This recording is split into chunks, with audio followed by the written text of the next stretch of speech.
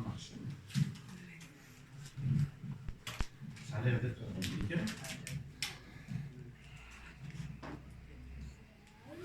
Bonjour tout le monde. Bonjour.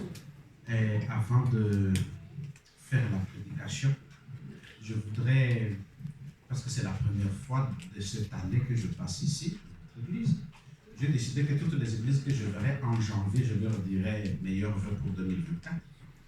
Les autres, je ne le verrai pas. Et j'espère que vous avez bien pris du temps pour vous reposer pendant les temps de fête et que vous sentez la présence de Dieu dans vos vies. Vous savez, quand on fête les nouvel an, les Noël, toutes ces choses-là, en fait, ça ne change pas les jours, ils sont toujours les mêmes. Le soleil se lève de la même façon, il se couche comme toujours. Seulement, c'est un moment que nous utilisons pour marquer le temps, comme la Bible le dit. Avant de parler de la parole de Dieu, je voudrais vous donner un tout petit peu la situation, en 3 à 5 minutes, de notre Église au Québec. Comme je l'ai dit souvent, dans les églises, c'est que nous sommes reconnaissants que, d'une façon générale, nous n'avons pas eu une année trouble. Nous avons eu quelques défis. Comme vous le savez, nous avons une école secondaire et primaire à Montréal. C'est une école qui fait face à des grands défis, surtout le manque des enseignants. Ce n'est pas évident. Nous manquons beaucoup d'enseignants, surtout les enseignants des sciences et des mathématiques, et qui enseignent en anglais et en français. C'est un défi. Nous avons une petite école à Sartigan, à Saint-Georges. C'est une petite école, mais qui veut s'agrandir, mais ils ont besoin des autorisations.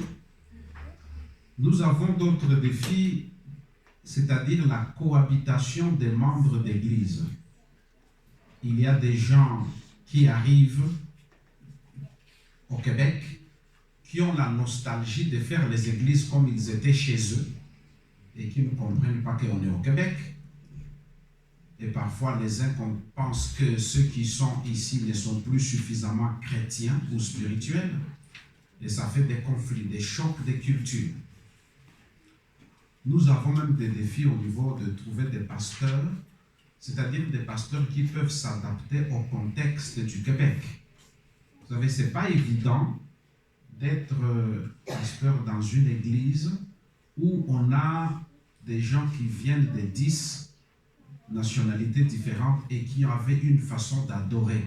C'est plus facile de s'occuper d'une église haïtienne, d'une église congolaise ou d'une église brésilienne. C'est facile. Mais lorsqu'on doit faire avec tout le monde, et là nous nous sommes même rendus compte que dans une église franco-haïtienne, les gens qui sont nés ici ne fonctionnent plus de la même façon de ceux qui arrivent d'Haïti. Donc là, ce sont des défis que nous avons.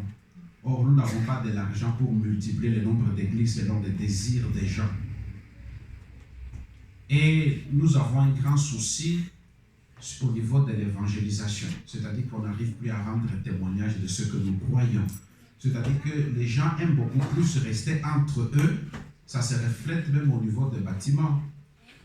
Il y a une église qui doit acheter un bâtiment à Montréal. Le bâtiment qu'ils ont trouvé le moins cher, c'est 3 millions.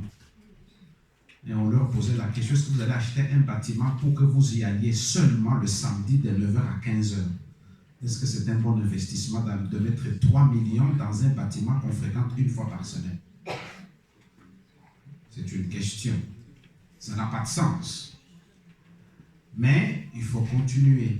Il faut continuer parce que ce sont là les grands défis auxquels nous faisons face dans la fédération, mais l'Éternel est bon. Parce que on ne manque pas de quoi vivre, on ne manque pas de quoi faire tourner l'Église. Les travaux ont commencé pour il est écrit qu'on va passer à une grande production où on ne va plus parler de il est écrit seulement, mais on va parler de Hope Channel Canada francophone, c'est-à-dire Espoir Média, qui va être sur le boulevard Amel. Je ne sais pas si vous avez vu le bâtiment, c'est le bâtiment qui est juste à côté de l'hôtel. Ils ont commencé les travaux. Dans ce bâtiment-là, il y aura donc un studio. On pense qu'il sera fini avant le mois d'avril. On va mettre des studios. Donc, ils vont passer de la production. Actuellement, ils produisent 30 minutes par semaine. Et ils doivent produire à terme, il faut qu'ils produisent 6 heures par semaine. Donc, ça fait beaucoup d'heures de travail. Donc, à partir de juin, toute l'équipe de Il est écrit va déménager à Québec. Et pour ceux qui le savent, on a aussi le centre Il est écrit, qui est l'église du centre. On va aussi faire la même chose à Québec. Mais il y aura un autre petit studio à Montréal pour faire l'évangélisation numérique avec des jeunes. Donc, ce sont des projets. On va relancer House of Hope. Donc, c'est un projet pour récupérer les jeunes qui ont quitté l'église mais qui ne se sentent plus à l'aise dans l'église, pour trouver un moyen de les intégrer. Donc, pour toutes ces choses-là, nous avons des défis importants. Mais le plus grand défi que nous avons, ce n'est pas évident de faire vivre les membres d'église qui pensent tous qu'ils vont vivre au ciel lorsque chacun aura été transformé à leur image à eux. C'est-à-dire que chaque église espère que tout le monde va comprendre que la vraie adoration, c'est l'adoration comme on faisait chez nous. Et là, ça devient compliqué.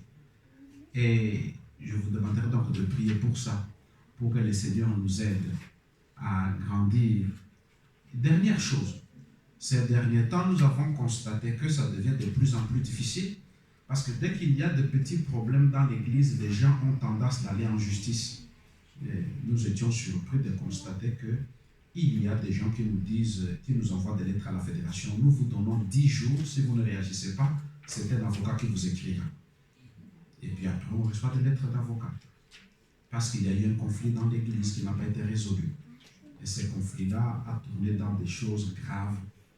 Et ça tombe au bureau de la fédération. Donc, en fait, on gère toutes sortes de choses. Vous savez, quand j'ai été président en Belgique, sur 5 ans, j'ai eu à consulter des avocats 5 fois. Ici, je consulte des avocats chaque semaine pour avoir un avis dans un sens ou dans un autre. C'est pour vous dire la complexité dans laquelle nous fonctionnons aujourd'hui. Ça peut être pour la jeunesse, ça peut être pour les enfants de l'école du sabbat, ça peut être pour les adultes. Donc le monde change. C'est pour cela qu'au niveau de la fédération, nous avons décidé qu'au lieu de nous compliquer la vie à gérer seulement l'administratif, on voudrait mettre l'accent sur l'objectif, le but qu'on s'est fixé. Nous demandons à ce que les membres d'église travaillent sur leur maturité spirituelle. Avec tous ces problèmes, tous les problèmes de culture, de compréhension, ça révèle que spirituellement, ils ne sont pas mûrs. Nous adorons, mais spirituellement, nous ne sommes pas capables de nous supporter les uns les autres. Et lorsque nous aurons eu la maturité spirituelle, deuxième chose, nous devons être des disciples. J'ai visité une église récemment où les gens étaient en train de se disputer parce que tel a mis son enfant pour faire telle chose, mais n'a pas mis mon enfant à moi, tel a fait. Je dis, mais si au lieu de vous disputer entre vous, faites-le pour les gens qui ne sont pas de l'église. Il n'y aura pas de dispute. Mais non, ils veulent faire ça entre eux. On est devenu nombrilistes. C'est-à-dire, la maturité spirituelle, elle veut être des disciples. Et nous allons, cette année, l'année prochaine et l'autre année, mettre l'accent là-dessus. Alors, veillez à ce que votre pasteur vous rappelle toujours la maturité spirituelle.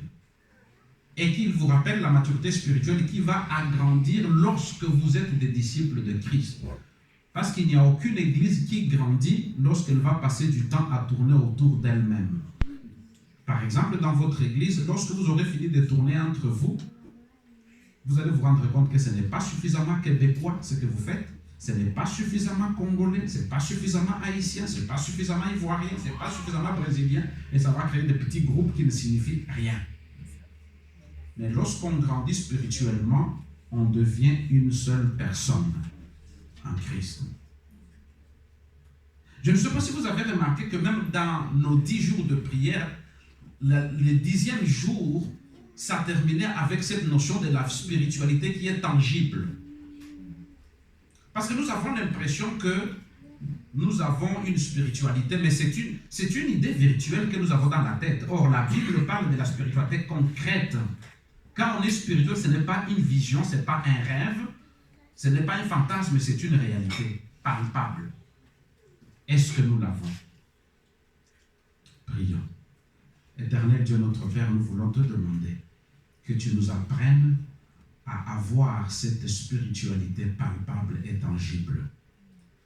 Que notre caractère et notre vie puissent se manifester parce que nous sommes dans cette spiritualité-là. Garde-nous et donne-nous ta parole en ce moment au nom de Jésus. Amen. Amen. Je ne sais pas si vous avez lu les textes qui accompagnaient la méditation d'aujourd'hui pour les 10 jours. On parle de la bonté les uns envers les autres. Je recevais un garçon récemment qui est venu me voir dans mon bureau. C'est un jeune qui est fâché avec l'église, qui ne vient plus à l'église et qui me dit, moi j'irai à l'église, mais il faudra que vous m'aidiez à comprendre quelque chose. Je lui ai dit, que veux-tu? Il m'a dit, je voudrais que vous nous donniez des pasteurs qui vont nous aider à être spirituels. Alors je lui ai dit, est-ce que tu peux m'expliquer ça veut dire quoi être spirituel? Il m'a dit, mais lorsqu'on fait 40 jours de prière, lorsqu'on fait 10 jours de prière, lorsqu'on jeûne et on prie, ça on est spirituel. Je lui ai dit, est-ce que ça veut dire que de toute ta vie tu n'as jamais fait 40 jours de prière? Il m'a dit, oui, je les ai faits. Et pourquoi n'es-tu pas devenu spirituel? Je lui ai dit, est-ce que tu as déjà organisé des moments de jeûne et de prière dans ton église? Il a dit, oui, on l'a déjà fait. Est-ce que vous êtes devenu spirituel après cela? Il dit non. Et il m'a dit, c'est là mon problème. Et nous avons discuté ensemble pour essayer de définir qu'est-ce que ça veut dire spirituel. Et je lui ai demandé, qu'est-ce que tu reproches à ton église quand tu dis qu'elle n'est pas spirituelle? Elle m'a dit, les gens se critiquent tous les jours. Même le pasteur, il les critique. Dès qu'on a fini la prédication, il commence à raconter toutes sortes de mal sur lui. J'ai dit, est-ce qu'ils sont spirituels? Parce qu'ils ont quand même fait les 40 jours. Ils ont même fait la chorale à chanter. Il y a eu un concert. Et au fur et à mesure que nous discutions, je lui faisais comprendre qu'il faut faire la différence entre l'extase que nous avons momentanément le jour du sabbat, dans lequel nous avons l'impression que nous avons touché le ciel, et qu'en partant de l'église, nous atterrissons sur terre et que nous nous rendons compte que les gens qui sont autour de nous n'ont pas changé. C'est toujours les mêmes. Et c'est ce que le texte nous dit. La foi tangible. Et de là, je vais aller avec vous rapidement sur ce texte qui nous montre que nous avons des victoires à gagner. Nous devons aller de victoire en victoire. La première victoire, c'est celle que je vois dans l'épître, la première épître de Pierre qu'il écrit. Dans la première épître de Pierre, le chapitre 1er, Pierre dit ceci, « Pierre, apôtre de Jésus-Christ, à ceux qui sont étrangers et dispersés dans le Pont, la Galatie, la Cappadoce, l'Asie et la Bithynie, et qui sont élus selon la prescience de Dieu le Père, par la sanctification de l'Esprit, afin qu'ils deviennent obéissants et qu'ils participent à l'aspersion du sang de Jésus-Christ, que la grâce et la paix vous soient multipliées. » Et il continue. « Béni soit Dieu le Père de notre Seigneur Jésus-Christ, qui a, selon sa grande miséricorde, nous a régénérés pour une espérance vivante par la résurrection de Jésus-Christ d'entre les morts, pour un héritage qui n'est pas corrompu. » Je ne sais pas si vous sentez les termes qu'il utilise, il parle de la régénérescence. Vous avez été appelés et Dieu vous a appelé à être régénérés, c'est-à-dire à une transformation de ce que vous êtes pour que vous deveniez autre chose. Et dans le même texte, il y a le mot sanctification de l'esprit, c'est-à-dire devenir saint. Et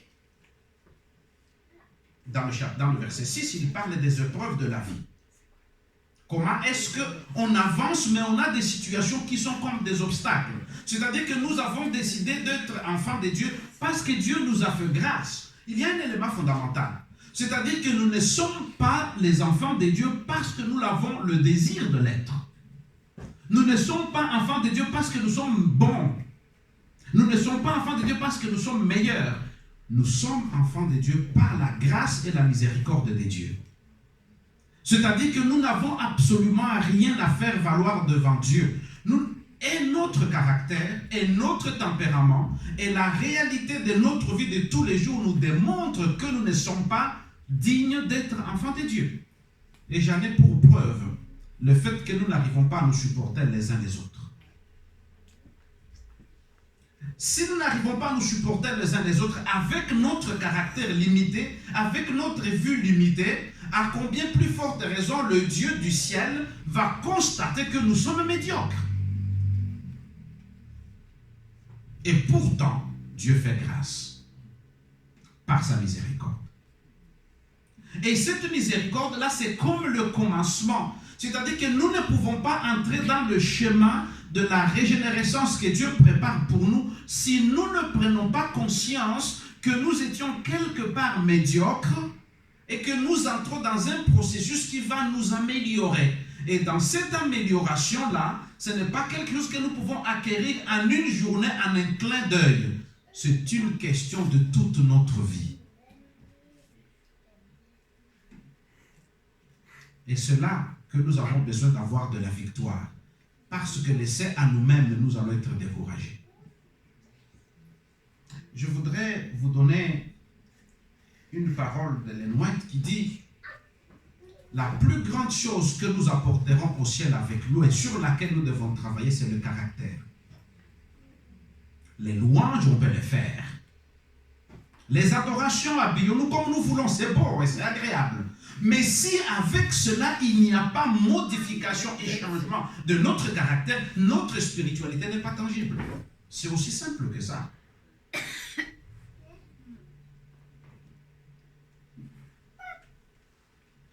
Et au verset 13 de 1 Pierre, il va dire toujours: c'est pourquoi, Seigneur, le rein de votre entendement, soyez sobre et ayez une entière espérance dans la grâce qui vous sera apportée lorsque Christ apparaîtra.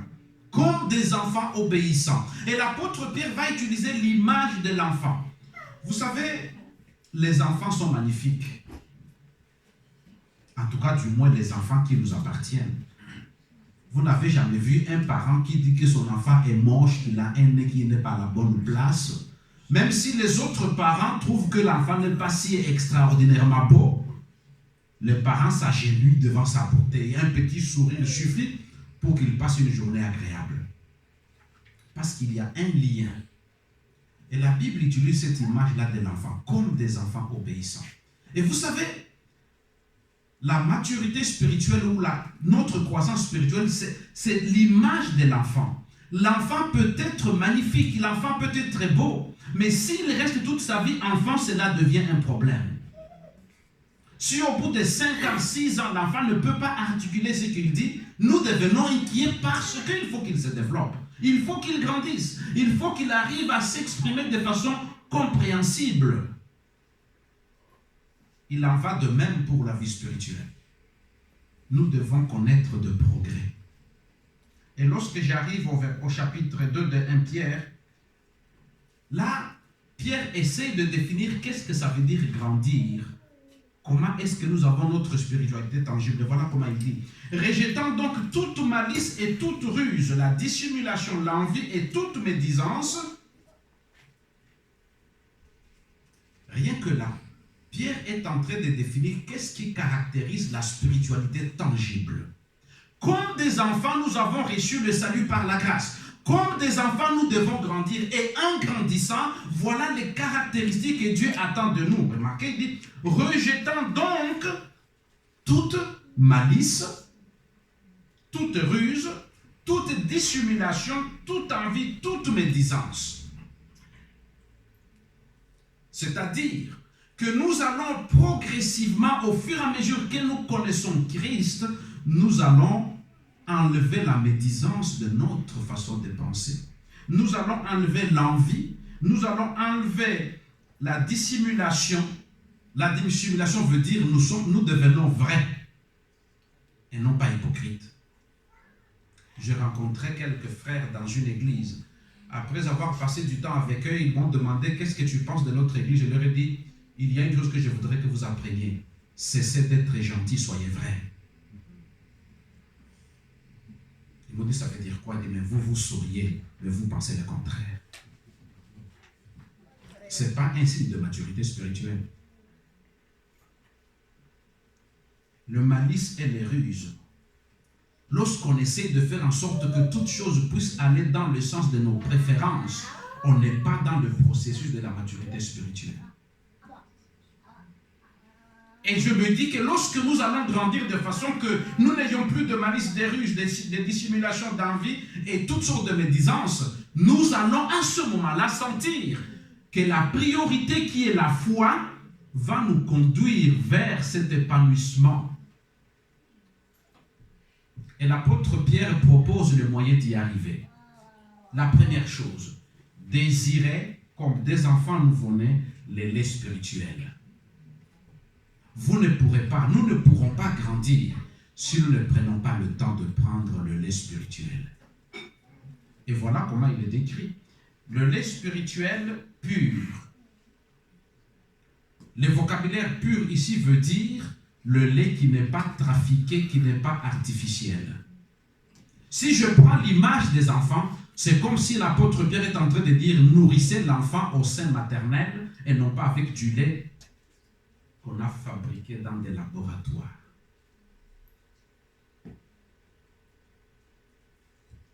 Prenez du lait pur. Et ce lait-là se trouve ici, dans la parole de Dieu. Si nous devons grandir, nourrissons-nous du lait pur. Je me suis rendu compte à quel point nous sommes vulnérables lorsque nous avons eu Covid. Les gens ont échoué de se nourrir sur la parole de Dieu. Ils se sont nourris. Il y a une autre église qui s'appelle YouTube à laquelle les gens ont adhéré massivement. Ils suivaient des services qui commençaient depuis la Polynésie française et ils suivaient selon les décalages horaires des cultes tout en étant dans leur salon. Mais ça n'a rien modifié. Parce que ce n'est pas le lait pur. Parce que le lait pur a comme caractéristique de donner, c'est ce que le texte dit, de nous amener à la croissance pour le salut. Première chose, désirons le lait pur. Il n'est pas question de lire la Bible. Il n'est pas question de passer des semaines à prier. Il est question d'avoir un désir ardent de s'approcher de Dieu. C'est-à-dire, dans notre intérieur, lorsque nous nous levons le matin, nous avons soif de lire la parole de Dieu, de l'étudier, d'avoir la proximité avec Dieu. Il s'agit de faire en sorte que lorsque nous sommes en voyage, lorsque nous sommes en bonne santé, lorsque nous avons tout ce qu'il faut, nous avons l'intention d'être à proximité de Dieu. Et à ce moment-là, nous le recherchons au travers de ce qui est bon. Je vous en conjure, prenez le temps de vous nourrir au lait pur. 3 autres éléments. Je voudrais le prendre dans le psaume 131 rapidement. Je ne sais pas si vous avez suivi la lecture du psaume 131. Il y a quelque chose qui est très important dans ce psaume-là. Le psaume 131 nous dit ceci, suivez bien, c'est le cantique de degré de David. Le cantique de degré, c'est le cantique, c'est le psaume que l'on chantait lorsqu'on allait à Jérusalem. Vous savez qu'à l'époque, les gens n'allaient pas au temple tous les sabbats. Ils y allaient 3 fois par an. Le reste du temps, ils le faisaient à la maison. Donc à l'époque d'Israël, les gens n'allaient pas au temple. Et vous savez, les temples, c'était où? C'était dans leur maison. J'espère que nous faisons de nos maisons des temples où Dieu a sa place et que nous l'adorons en vrai. Amen. Et de là, 3 fois par année, ils avaient un rendez-vous spirituel avec Dieu et lorsqu'ils montaient, ils chantaient ces cantiques. Le psaume 131, voilà ce qu'ils disent. Éternel, je n'ai ni un cœur qui s'enfle, ni de regard hautain. Premier élément. Littéralement, il veut dire, Seigneur, je n'ai pas un cœur qui se gonfle. Je n'ai pas un esprit qui se gonfle. Je ne me fais pas une grosse tête.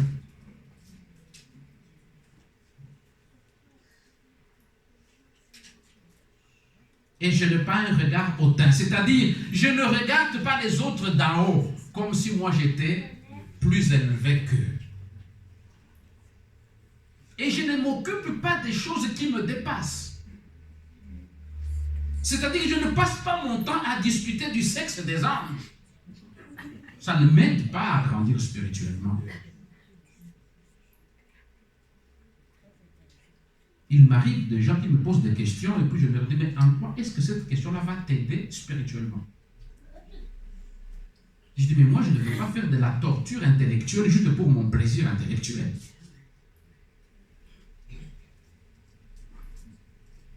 Et là, il dit, et vous savez, pour arriver à cette étape-là, pour que nous puissions être capables de ne pas être hautains, nous avons besoin de suivre l'exemple de Jésus en étant humble. L'humilité. Ayez en vous les sentiments qui étaient en Jésus-Christ, lequel était Dieu, mais il n'a pas pris cela comme privilège d'être égal à Dieu. Combien de fois n'avons-nous pas entendu dans nos familles, entre mari et femme, entre dire, c'est à moi que tu fais ça? Est-ce que tu sais qui je suis? Sais-tu qui je suis? N'avons-nous pas entendu à l'église les gens dire, mais sais-tu pas que je suis l'ancien de l'église? Qui êtes-vous pour me parler ainsi? L'humilité.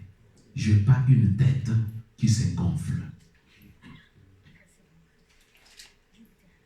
Ma première expérience comme pasteur en Europe a été un choc culturel énorme. J'ai été pasteur longtemps en Afrique dans des endroits où on ne m'appelait pas par mon nom de famille et encore moins par mon prénom. Et voilà que j'ai atterri dans une église où les enfants de 5 ans criaient mon prénom partout. Et je me disais, mais ces enfants, ils sont mal éduqués. Il leur manque quelque chose. Jusqu'à ce que le jour, mes enfants m'ont appris une chose. Quand ils venaient avec leurs amis à la maison, je disais toujours vous à leurs amis. Et puis un jour, ma fille m'a dit, mais papa, est-ce que tu peux cesser de dire vous? Je dis, mais c'est du respect. Il dit, non, ce n'est pas du respect, c'est du rejet. Tu le rejettes. Il faut que tu les appelles tu. Il faut être proche.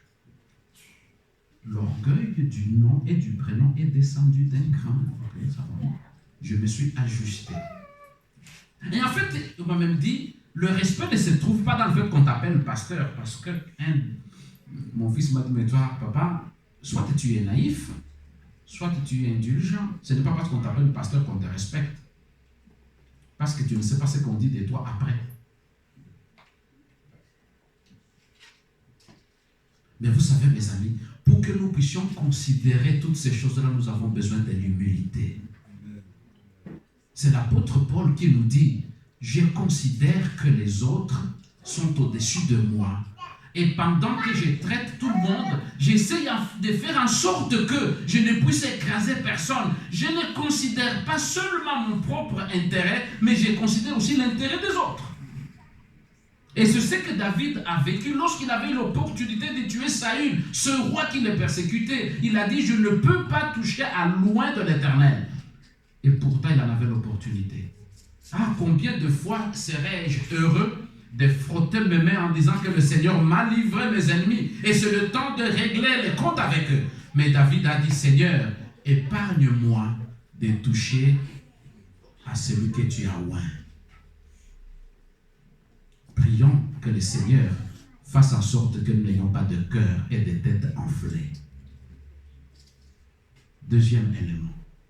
Loin de là, j'ai l'âme calme et tranquille. J'ai l'âme calme et tranquille. Troisième, n'oubliez pas, nous devons désirer le lait pur, nous devons enlever les têtes qui s'enflent, et maintenant nous devons être calmes et tranquilles. Vous savez, nous vivons et nous vivrons encore des circonstances qui vont nous mettre hors de nous. Il suffit d'écouter les informations, vous allez vous rendre compte que vous n'avez pas besoin des excitants pour vous énerver. Vous avez tout seul. Quand vous écoutez ce qui se passe dans les radios, quand vous voyez l'injustice sociale, tout ce qui ne va pas, il y a de quoi s'énerver. N'allons même pas chercher loin, n'allons même pas chercher à l'extérieur. Je ne sais pas si ça vous arrive de temps en temps de vous regarder à la maison. Même à la maison, il y a des sujets d'énervement. L'enfant qui vous réveille, là vous avez besoin de repos. Madame qui n'a pas fait ce qu'elle vous avait promis, ou monsieur qui n'est pas à la hauteur de vos espérances. Il y a de quoi s'énerver. Et là, la maturité spirituelle passe par le calme et la tranquillité. Et j'aime l'image qui est utilisée ici. Il dit, loin de là, j'ai l'âme calme et tranquille, comme un enfant, c'est vrai, qui est auprès de sa mère. Je ne sais pas si vous avez déjà observé les enfants. Lorsque j'étais père, je n'avais pas l'attention de l'observer. Maintenant, je le vois très bien en tant que grand-père. Lorsque je suis avec mon petit-fils et qu'il crie et on a bien joué, qu'il commence à se fâcher, j'ai beau utiliser tous mes talents d'argumenter. Lorsque le besoin de voir maman arrive, je suis rien. Mais il y a un miracle qui s'opère chaque fois. Dès que la maman débarque, il y a sur le visage de l'enfant une tranquillité indescriptible que je ne peux pas donner malgré mes talents. Parce que maman est là. Et c'est encore double. Lorsque cet enfant-là prend le sein de sa maman, il pousse un ouf de soulagement. Comme s'il était dans les bras d'un papy qui n'était pas gentil et que maman est là, l'enfant va faire et il prend le lait. C'est de cela que le psaume parle. Je suis tranquille et calme. Frères et sœurs, nous n'aurons pas la maturité spirituelle si nous n'avons pas ce calme-là. Or, la situation, nous le savons, nous allons vivre des moments perturbants. Nous n'avons pas besoin de les chercher. L'histoire nous apprend, le contexte nous dit que ça sera de plus en plus difficile. Et ici, nous sommes comme les enfants qui sont sévrés et qui sont auprès de leur maman. Parce que l'Éternel est là. Et ça me rappelle ce psaume de David, le psaume 23. L'Éternel est mon berger, je ne manquerai de rien. Il parle des lieux paisibles. Il parle du pasteur qui nous conduit. Et même lorsque nous sommes dans l'ombre de la mort, nous n'avons pas peur parce que le Seigneur est là. C'est un signe de notre maturité spirituelle. Enfin, quatrième élément. Israël, mets ton espoir en l'Éternel. Israël, mets ton espoir en l'Éternel. C'est le prophète Jérémie qui le disait, maudit soit l'homme qui se confie en l'homme. Maudit soit l'homme qui fait confiance à l'homme. Nous avons des gens qui nous dirigent, qui sont magnifiques, qui sont formidables, mais parfois qui ne sont pas bons. Il suffit de les voir. On a nos premiers ministres, nos ministres et nos députés. Nous sommes mieux que ceux qui sont au Yémen, ceux qui sont au Congo. C'est mieux. Mais c'est pas ça. C'est pas là qu'il y a notre espoir. Et même nos parents, ils sont bons envers nous. Mais c'est pas là l'espoir. Et le texte nous dit ici, Israël, met ton espoir en l'Éternel. Parce que c'est en lui que nous avons notre espérance. Je ne sais pas si vous avez déjà remarqué un élément qui est perturbant et je voudrais terminer avec ça. Lorsque nous parlons ici de faire espoir en l'Éternel, ce n'est pas comme on l'a constaté sociologiquement qu'en Amérique du Nord, les gens, ils croient en Dieu et ils font confiance au dollar. C'est pour cela que sur leur billet c'est écrit « In God we trust ». Parce que lorsque les gens se mettent à genoux, c'est « Seigneur, donne-nous des dollars ». Dieu donne-nous des papiers. Dieu donne-nous le travail.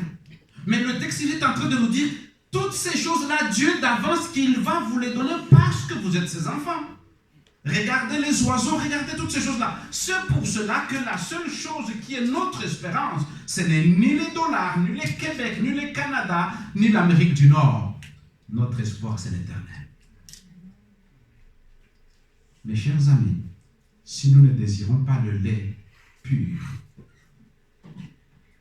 si nous ne prenons pas l'humilité, si nous n'avons pas le calme et la tranquillité, Et si nous ne plaçons pas notre espoir en l'Éternel, notre spiritualité ne sera pas tangible. Et ma prière pour cette année, c'est que le Seigneur nous aide à confirmer que nous serons solidement enracinés en Christ. Et le texte nous dit, Israël, place ton espoir en l'Éternel dès maintenant et à jamais. Et qu'il en soit ainsi. Amen. Amen.